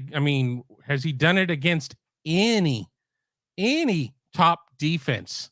Any top defense? Now I'm going to, maybe I do have that spreadsheet in my Dropbox. I'm going to see if I'm going to take a look at my Dropbox. Give me half a second on that. Let me go to this. Let me go to list to get them in chronological order. There it is. It's opening. Give me half a second. I'm going to tell you the rushing defenses that Notre Dame has gone against. As soon as my Excel opens up, here we go. Opponent rushing defense. Navy 97th in the nation. Tennessee State 77th in FCS. NC State 51st in FBS. Central Michigan 79th. Now, there's a bit of a circle argument here. Are these rushing defenses terrible because they went against Estime and he ran against them? Yes. But if it was an outlier having 2 or 3 more games to dilute the numbers, we would be looking at rushing defense that should probably be top 40 nationally, I would think. Now, Ohio State, just to be fair is fair. Ohio State has not gone against Murderers Row more or less in rushing defenses in terms of on the FBS ranks. Indiana is 77th. Western Kentucky is 129th out of 130. There are a couple teams that are considered transitional teams who are not part of the numerical rankings because that's just how it works. Youngstown State, 10th in FCS, 91.3. But granted, 2 of their games have been against FCS opponents. And I think that it's a lot easier to have that disparity in FCS than maybe FBS. But the point I'm going to make is until you go against somebody who is good at taking that away, You don't really know where you stand. You don't know you're 6 foot until you stand next to a tape measure or stand next to somebody who's 5'8". You don't know. You don't know until you know, and you just don't know. We're gonna keep scrolling. All right. We are getting close to the end of the show. We are at the 90-minute mark. I'm gonna punch through a couple more. Any last questions or super chats? I'm calling for them now before we do this. Again, we are going to go on Thursday again for a live show. Michael Campbell, Florida State -2.5 at Clemson. Eyes. Colorado 19.5 at Oregon. Ohio State -3 at Notre Dame. America's losing faith in Ohio State.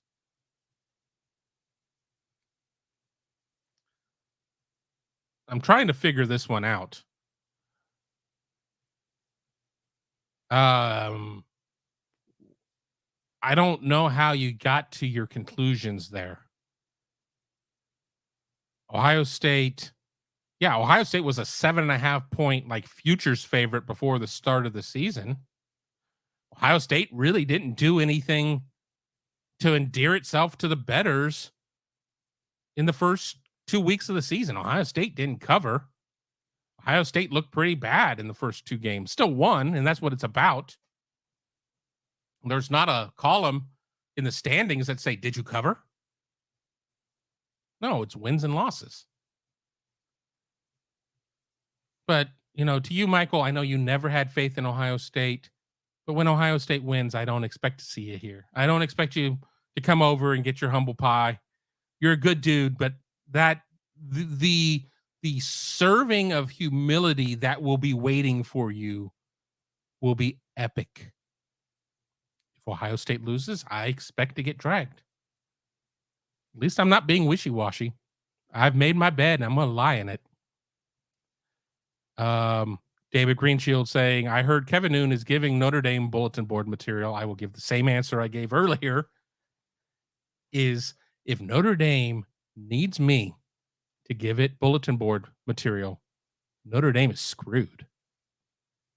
If it needs a podcaster to give it bulletin board material by saying, I really don't know who most of the guys on the roster are, or I think that Ohio State paddles that ass.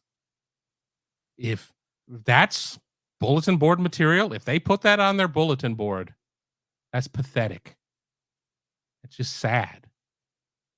If that's what it takes. If you can't win the game and you have to create faux controversy to get up for it, you've already lost. You've already lost, my friend, if that's what it takes. So I feel pretty confident in saying that it's not bulletin board material. If some podcaster on their side wants to say that about me, I don't care. I didn't get into this to appease them. This is not a show to cover Notre Dame. Their opinions are their opinions and they're entitled to them. But that doesn't mean that they can come in and tell me what to think or what to say. And I'm not going to. The more you push me, the harder I'm going to push back. Just how I roll. So, it is what it is. If I'm legitimately creating bulletin board material, I figure I would hear about it from somebody more official than some podcaster. And if that podcaster shows up on any of the shows, fine. I'll give you a guest link. We can debate, but I'm hosting it. It's going to be on my channel. I'll debate you. I'll say it's not a family-friendly podcast. We can go to town. We can make this as blue as you want to. All right. Let me keep going. Odysseus Clemson. St. Pompous. I meant to go to Big Hoove here. Clemson is a dumpster fire. Yes, Clemson is kind of a dumpster fire. I know that they rolled over whoever it was they played before, but that offense It wasn't the quarterback, was it? Because Cade Klubnik didn't look very good either. Talk about another team that doesn't have an offensive identity, that you don't know many names on there. I don't know many names on there. I mean, if you read stat lines, you have to put up stats. You have to put up stats to be recognized. I don't know. Drowsy Dragon says that I fired up the Irish. All right. I'm gonna end with this. I'm gonna end with this. And I'm gonna give everybody a little bit of a chance to answer this. And Michael Campbell, listen to me. I'm asking you too.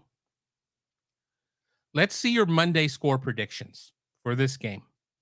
Final scores, Monday score predictions. I'll stay on for 5 more minutes to give everybody a chance to get in on this. Non-binding. You don't have to bet the score you give me right now, but give me an honest score prediction. If you sit there and say Notre Dame 309, Ditka 500, Ohio State 2, I'm going to know your FOS and I'm not going to post it. But give me your score predictions. We'll do it again on Thursday. I'm not going to track what everybody else says and compare them between the two, but I want to see kind of what people are saying. And I'll start punching them through as we see them. Mellow number 7 says 28-14 Ohio State. Ryan Dawes says 31-21 Ohio State. Big Hoove says 27-17 Buckeyes. David Greenshield says 31-24 Ohio State. We've got Market X 31-17 Bucks. Aaron Taylor says 38-28 Notre Dame. Mika Hanna has 45-21 Ohio State. Jeff says that Noon always brings his A game. The Bucks will too. I appreciate it. Certainly days I don't feel like I have my A game, but I was fired up today to begin with. So you got a little bit more piss and vinegar out of me. Florida Buckeye 42-10. And by the way, thank you for the super chat. Let me say that. I'm appreciative of all super chats. Troy V 42-16 Buckeyes. Odysseus 29-16 Bucks. There we go. Michael Campbell. First of all, please, for the love of Christ, we don't need all caps all the time. It's annoying. It's tantamount to yelling. Stop. Notre Dame is just winning with 40 points, and you won't. All right. And then there we go. 42-21 Notre Dame. That would be something. That would be something. If the belief is that Notre Dame is going to put up more points against Ohio State than it did against Central Michigan, that would be something. It's your opinion. You're entitled to it. I don't disagree with having opinions. I do disagree with your score. That's something. We'll keep this going here. Glasswing Butterfly, 56-17 Buckeyes. Jeff Straley, 28-10. It seems that a lot of people are in that 1 to 2 score range for Ohio State. I mean, obviously Glasswing likes the route. Obviously, Michael Campbell likes the route. Even Aaron Taylor, who's picking Notre Dame, has it as a 2-score game, 38-28. I don't know where I'm at right now on the score. I know I've gone on the record and given a margin before, and we'll kind of see. Sam Hartman didn't play enough to score more points. All right. You make a point to what you have there, but we'll see. We'll see. We have Bad Boy Buckeye 30-23. But back to my point as we wind down. I know I put a score out there. I put a score out before the start of the season, thinking that the offense was going to get off to maybe a little bit of a smoother start. We'll sneak in a score. Jason Williams, 42-17 Buckeyes. I didn't see what I needed weeks 1 and week 2. I backed off a little bit last week and said 2 scores. I said 3 scores before the season. I'm probably still Ohio State by 17 right now. Clip it. It's going to end up on somebody else's show, whatever. That's what I'm at. If that's bulletin board material, so be it. So be it. It's a good thing I don't use Instagram. I mean, apparently I've already received texts that I'm getting slaughtered on Instagram. I don't note to anybody who says sees an Instagram account that claims to be mine, it's not. I don't use Instagram. I don't need to take pictures of my food. We do have a site, Instagram. Spoiler alert, I don't use it. I don't like Instagram. I don't use it. I use Twitter, and that's it. That is the only social media outlet that I use. And I am at Kevin_noon.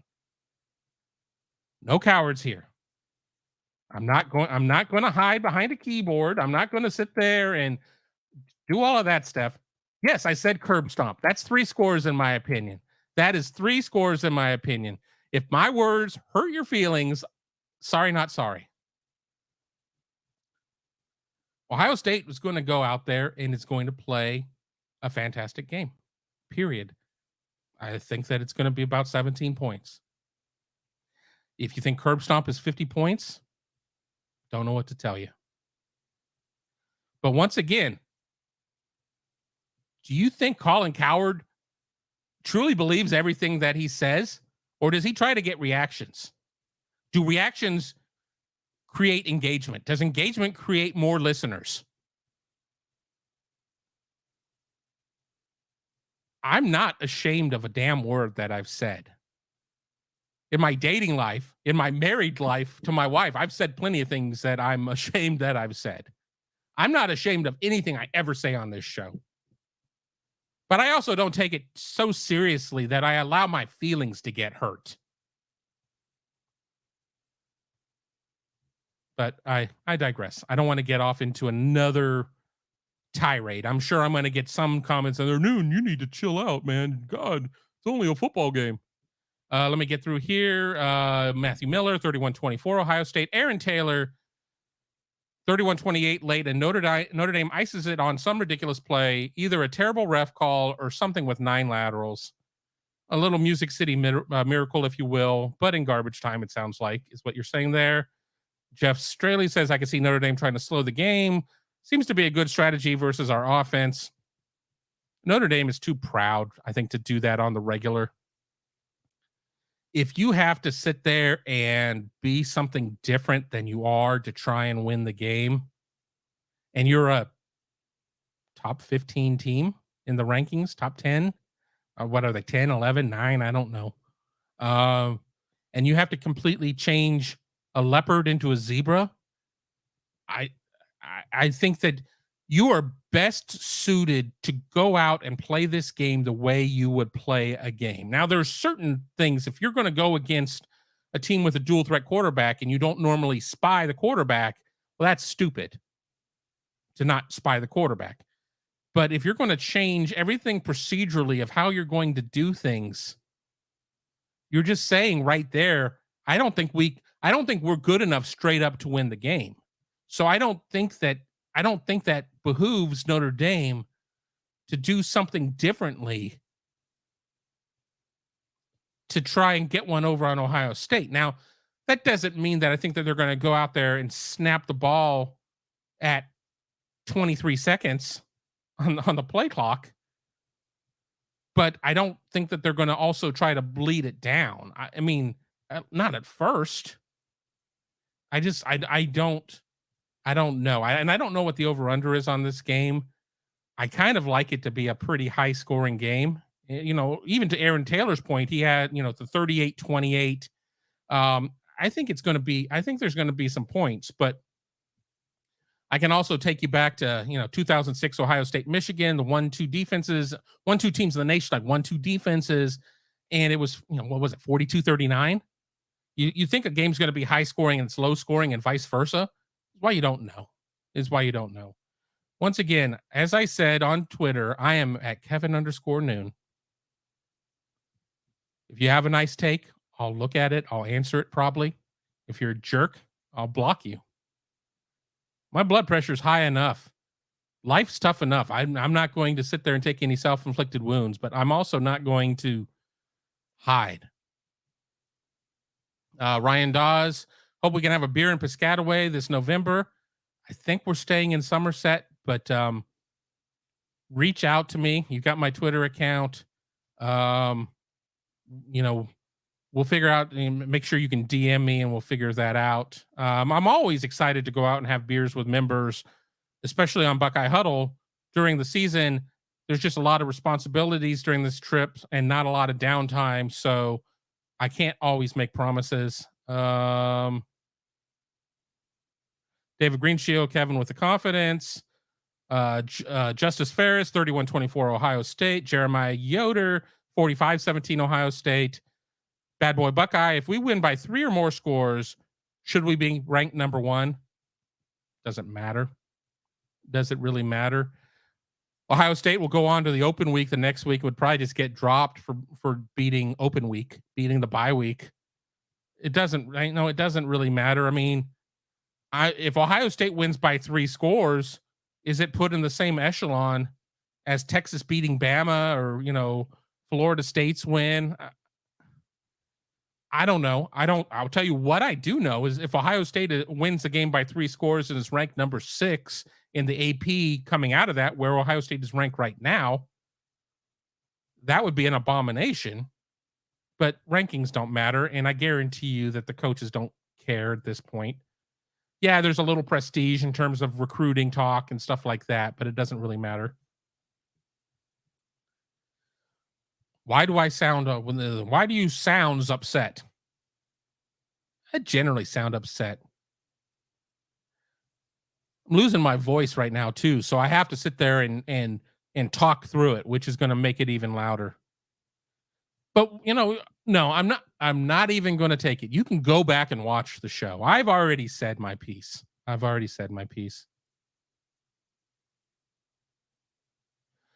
Odysseus says, don't think you're being like Howard, just saying the truth. I do say some things for reactions. I do think Ohio State wins the game by multiple scores. I do.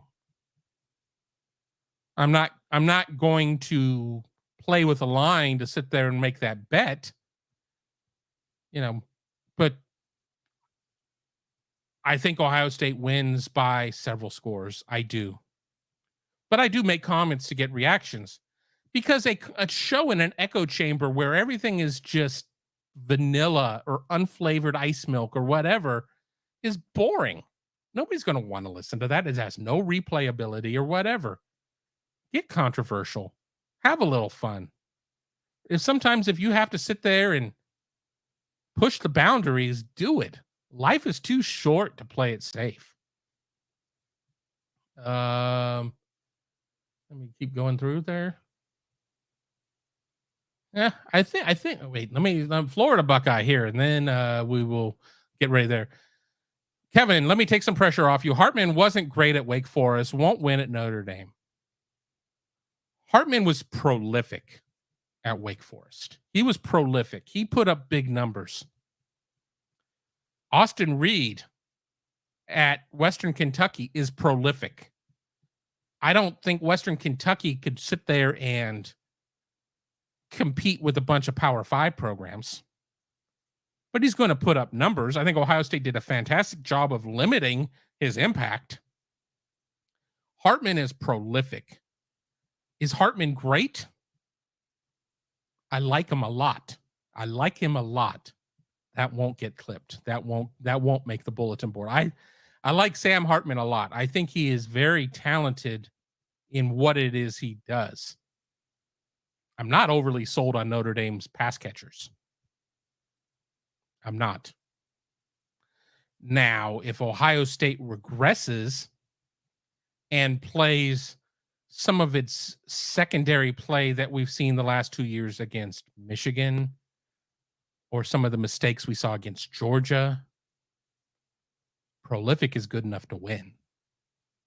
You can be a winner by just being prolific in that game. In that circumstance, I think we're seeing a different defensive back out of Ohio State so far. But Ohio State hasn't been pressed yet. Ohio State hasn't been pressed. And and with that being said, even with Ohio State holding Western Kentucky in check, Western Kentucky is still 29th in the nation, 286 a game throwing the ball. Granted, it played USF and Houston Christian. I was going to say Houston Baptist, but apparently they changed their name to be more inclusive, not just Baptists, all Christians in Houston. There you go. Oh, Justice Ferris says that I'm the goat. Hopefully that's a goat and not a donkey, but I believe it's a goat.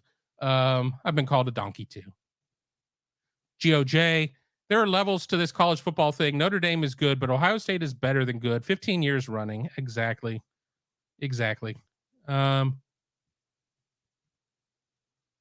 Jeff Straley, what is the name of Notre Dame's pass catchers? Anyone? I mean, I know they got a guy named Great House. Is it Joey? They got a guy named Thomas, like Jay Thomas. They got Merriweather. I'll know more in 48 hours. In 48 hours, I'll know the roster well. I'll go through and do the study on it. But believe it or not, my life does not revolve around Notre Dame. I'm not going to study their roster just for the hell of it. Michael's very emphatic on seeing that I know that he's number 8 all time in touchdown passes. Is that a longevity award? JT Barrett owns the Ohio State record book in a lot of things, but he also played a crap ton of games. Your total numbers can get skewed by the amount of games that you played.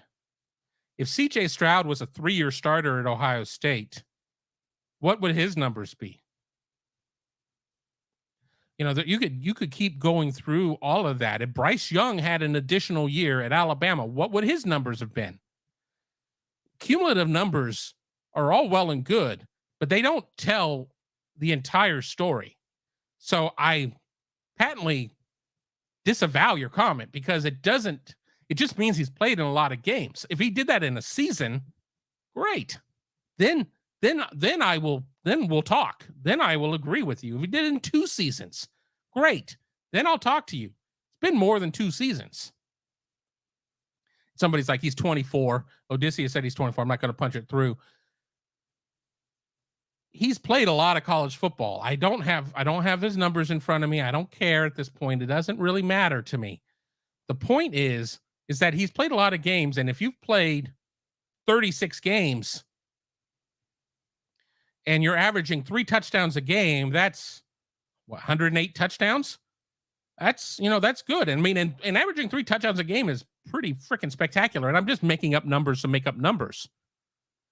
But that doesn't necessarily say anything. CJ Stroud put up huge numbers. He didn't put up huge numbers against Michigan, much to the chagrin and disappointment of the focal point of this chat. And people are going to label that probably for a long time in terms of his legacy. And, he went out and threw for 300 plus yards for Houston yesterday. Granted, they lost the game, threw a lot of passes, but you're seeing something there. So it is what it is. G baby, Jaden Greathouse, Chris Tyree, Jaden Thomas. It's Rico Flores, not Rico Flores. I think spell check got him there. Tobias Merriweather, Neil Colsey. You see, I know a lot of these names, but again, they're not names that you're hearing talked about a lot. But if we want to get freaking tied up in semantics and everything else, well, see, you do know their names. Sure, I guess. But I'll tell you the names I do know. Marvin Harrison Jr. and Emeka Ibuka. And to their credit, I've not seen any Notre Dame fan come out to this point, to what I've seen. Now, there are a lot of podcasts out there I'm not going to watch, including the one where the guy pooped himself. That, I'm not, maybe they've come out and said that Notre Dame has got the better wide receiver room. But I think most people are grounded in reality somewhat, at least have a toe on the ground. But this isn't a top 3 in the Big Ten wide receiver room that Notre Dame has. Maybe it's 4. Maybe it's, I'd say definitely top 4. Once the Big Ten expands, if you sit there and you take what the Big Ten would be in 24, I'd take Washington's room. I'd take USC's room. I don't know enough about Oregon's room to say for sure. I'm not a huge Bo Nix fan either. I mean, he's done well so far, but he could bad Bo Nix emerges at the most inopportune times for Bo Nix's team. But there you go. Michael, I'm done with your comments for today. You're just gonna have to wait for the next show. And speaking of the next show, join us tomorrow on Tuesday at noon, live from the Woody. We'll have Ryan Day and Jim Knowles' press conferences available. Shortly after that, we will go live with Tom and Tony from the field of the indoor at the WAC, talking about what we heard there. Wednesday, we will have at 6:45 player interviews, players TBD. Maybe we'll get an assistant or two. And immediately following that, Tom and Tony once again will go live and give you their thoughts from that. And then on Thursday, 1 p.m. or thereabouts, I will go live again with the Big Me Kickoff. And then on Friday, we'll be in South Bend. And we'll have lots of content from there, too, throughout the weekend. Let me just read this here. Market X. There he sat. He took a chance. He tried to fart, but pooped his pants. You talking about the Notre Dame podcaster or Joe Pa? I don't know. But, thank you, everybody, for being on the show. We went almost 2 hours. Meant to go an hour. We go 2.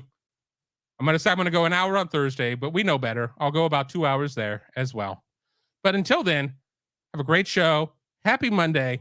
And hope to see you on all of our programming very soon.